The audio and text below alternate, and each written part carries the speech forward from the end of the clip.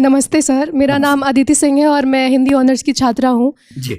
मेरा सवाल आपसे ये है कि अगर आपको भारत का एजुकेशन मिनिस्टर बनने का अवसर मिले तो आप हिंदी को लेकर कौन से नए बदलाव करना चाहेंगे या कौन सी नई पॉलिसीज़ को इंट्रोड्यूस करना चाहेंगे? पहली बात तो ऐसा होगा नहीं, है ना। कोई मुझे क्यों बनाएगा। लेकिन अगर मैं इस हाइपोथेटिकल सिचुएशन में चला ही जाऊं कि मैं भारत का शिक्षा मंत्री बन जाऊं, इसमें एक समस्या ये है कि भारत में शिक्षा समवर्ती सूची का विषय है। समवर्ती सूची का मतलब है कि केंद्र सरकार के पास शक्तियां सीमित हैं, राज्यों की अपनी शक्तियां हैं। तो सबसे पहली बात, मैं राज्यों पर थोपूंगा कुछ भी नहीं, मैं सारे राज्यों के शिक्षा मंत्रियों के साथ संवाद करूंगा। मैं उन सबको प्रेरित करूंगा, समझाऊंगा। मैं उनसे कहूंगा कि तमिलनाडु में मेडिकल साइंस तमिल में होनी चाहिए, कर्नाटक में कन्नड़ में होनी चाहिए, हिंदी क्षेत्र में हिंदी में होनी चाहिए, हिंदी में नहीं इंग्लिश में होनी चाहिए, ऐसी कन्नड़ प्लस इंग्लिश में होनी चाहिए, तकनीकी शब्द अंग्रेजी में रहें।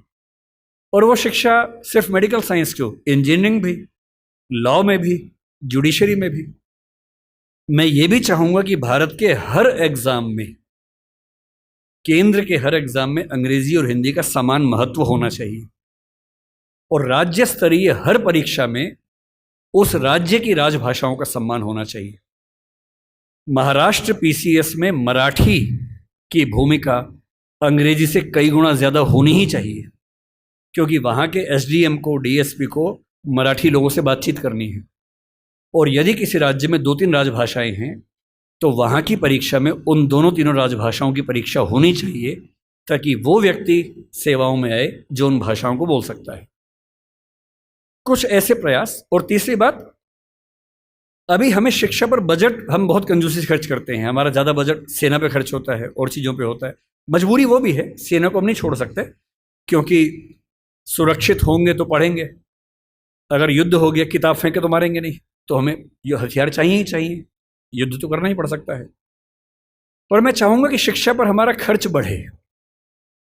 एक ऐसी भाई, हिंदी में समस्या क्या होती है, और ये हिंदी के साथ बाकी भारतीय भाषाओं में, आपको हर विषय में अच्छे अध्यापक ही नहीं मिलते हैं।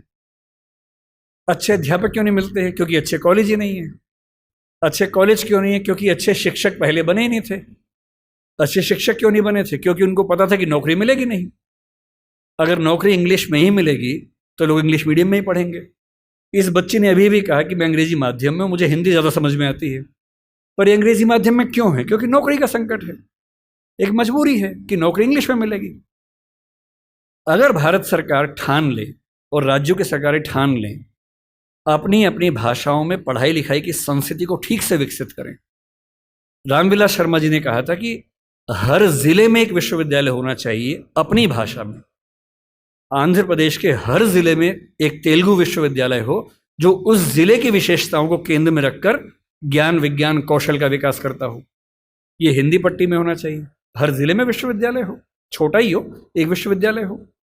उस जिले में खेती कैसे अच्छी हो सकती है, उस जिले में उद्योग कैसे पनपेगा, स्टार्टअप कैसे होगा, उस पर रिसर्च वहां पर हो, वहां की भाषा में हो, वहां के किसान को समझ में आती हो। और देखिए, अनुवाद की दुनिया बड़ी समृद्ध हो चुकी है। आज से 4 साल पहले गूगल ट्रांसलेट करने पे हंसी आती थी। आज क्रिएटिव ट्रांसलेशन छोड़ दीजिए, तथ्यों का अनुवाद मैं तो अक्सर लगभग रोज इस्तेमाल करता हूं। हम जिस संस्था में काम करते हैं दृष्टि में, हमारी राजभाषा हिंदी भी है, अंग्रेजी भी है।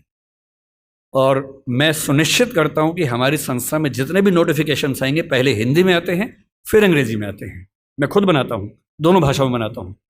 पहले हिंदी में, गूगल ट्रांसलेट पे जाता हूं, 1 सेकंड में अनुवाद हो जाता है। फिर उसको चेक करता हूं।